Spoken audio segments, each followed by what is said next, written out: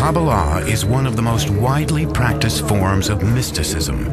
Followers believe that decoding its ancient texts will reveal the answers to the greatest mysteries of life. In the 21st century, celebrities including Madonna and Britney Spears have taken up a modern interpretation of the practice.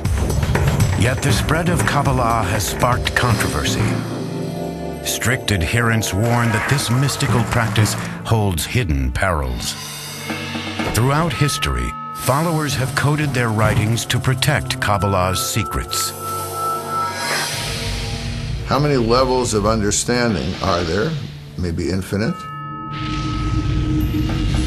So the more you have to decode the past, to decode the text, the more mystical it is, the harder it is to decode.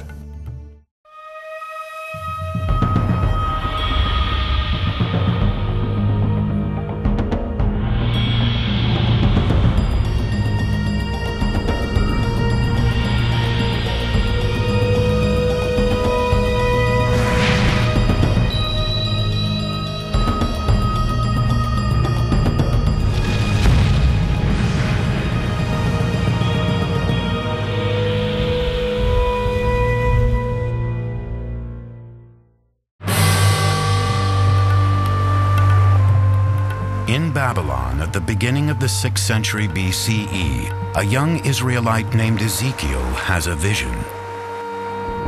As I looked, behold, a stormy wind came out of the north, and fire flashing forth continually. And in the midst of the fire there was a throne.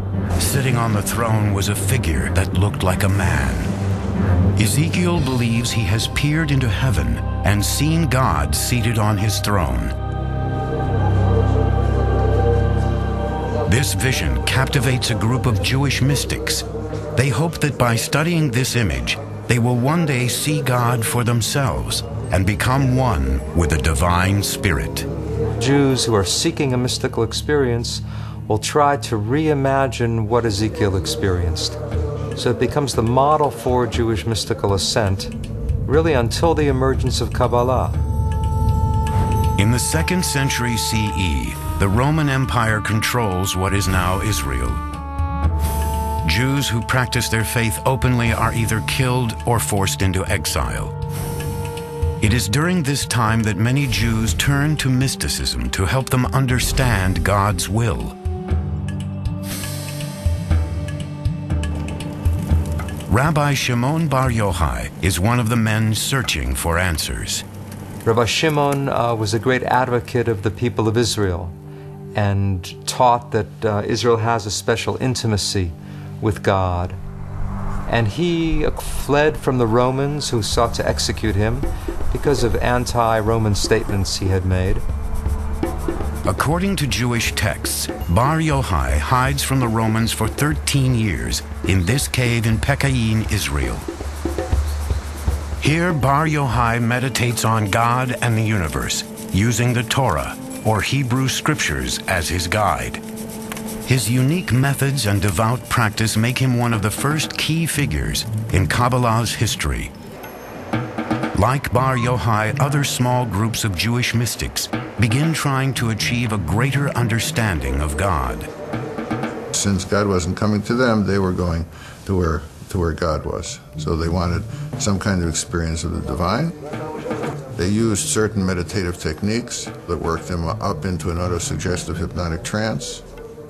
Their activities are kept hidden. The mystics warn that this practice is too dangerous for average people to attempt. Ancient legends tell of novices being driven mad or even dying because they were unprepared for the powerful spiritual forces they had unleashed. If you're not pure enough, if you're not modest enough, then God might not accept you, then God might not let you go through that journey. Through meditation, the mystics believe they have achieved a vision of God like the one experienced by the prophet Ezekiel. In this vision, the entrance to heaven is blocked by